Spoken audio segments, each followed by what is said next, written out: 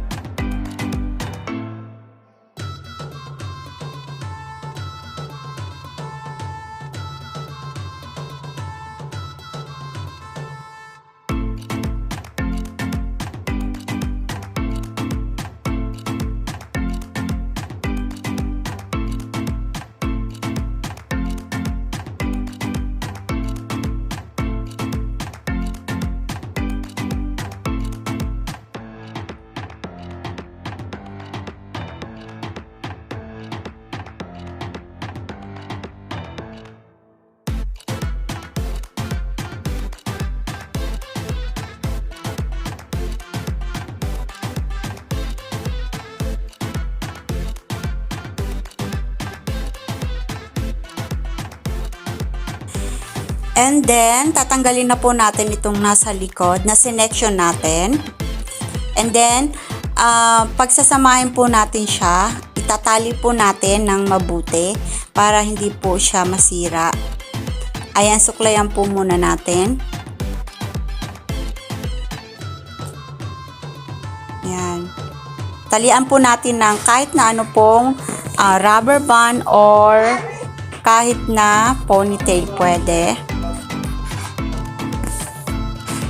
At pagkatapos, ayan, pagsasamahin natin yung tinirintas natin sa ilalim. Itatali po natin siya, ganyan, ng another na sanrio.